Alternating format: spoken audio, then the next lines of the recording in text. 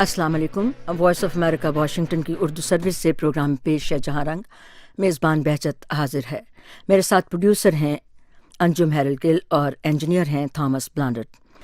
Doctor हसनात, Iraq के मुतअद्दिद साबिक Malaysia commanders आला दर्जे की सियासी पोजीशनों पर आए।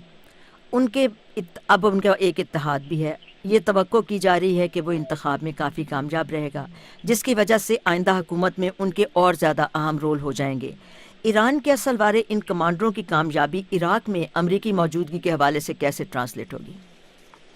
जी देखिए, हमें ये देखना पड़ेगा कि ये गैर मामूली हालात हैं इराक में। ये उस तरह का नहीं है कि एक जो मुल्क है वो इंतखाबात को करवाते हैं तो उसके बाद एक सियासी अमल शुरू हो जाता है, फिर दूसरे इंतखाबात होते हैं।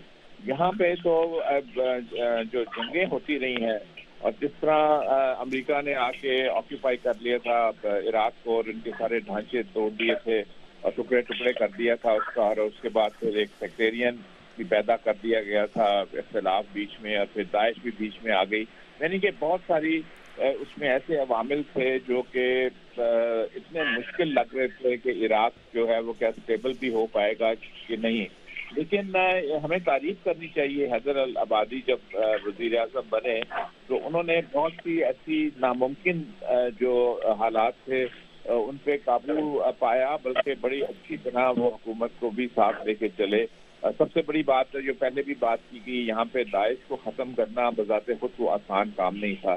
शायद ठीक है बैरूनी कुव्वतें भी उनकी मदद कर रही थी, लेकिन बहरहाल इराक की फौज ही आगे आके लड़ रही थी। ये फौज वो थी जो बिल्कुल तबाह हो चुकी थी, बिल्कुल खत्म हो चुकी थी, जी। और उनको और हार्डन फौज के तौर पर वो फिर बनी, जिसका नतीजा हमने कुर्दों का जो मिनी बगावत सी हुई थी वहाँ पे भी देखा। किरकुक में जब उन्होंने एक आज़ादी का इंदिया दिया कि हम आज़ाद कुर्दिस्तान बनाने लगे हैं, और इराक ने थोड़ा सा मिलिट्री एक्शन लिया, लेकिन बगैर खून खराबे के वो मामला हल हो गया और खुद वहाँ से पीछे हट के, इसलिए कि इराक की फौज में इतनी कुव्वत पैदा कर दी गई थी और जो इनके अपने इंस्टीट्यूशन उनमें कर दी गई थी।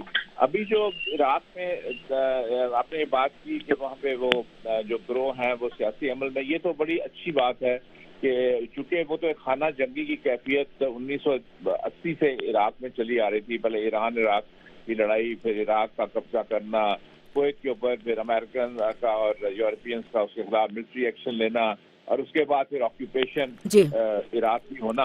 तो ये सारे मामले में अगर इंतखाबात बजाते खुद हो जाते हैं तो ये भी बहुत बड़ी पेशरफ्त है, और उसमें अगर सिविलियन कंट्रोल वहाँ पे हासिल हो जाता है और एक प्रोसेस चल पड़ता है तो वो बेहतर सूरत होगी। जी। हमें यही नजर आ रहा है कि इस तरह को वहाँ का नहीं है हालात जिस तरह के दूसरे मशरक़ वस्ता के मुल्कों में ममालिक हैं। वहाँ पे मुख्तलिफ सियासी जमातें हैं और बाकायदा वो अपने एजेंडे के साथ वहाँ पे हिस्सा ले रहे हैं। अच्छा,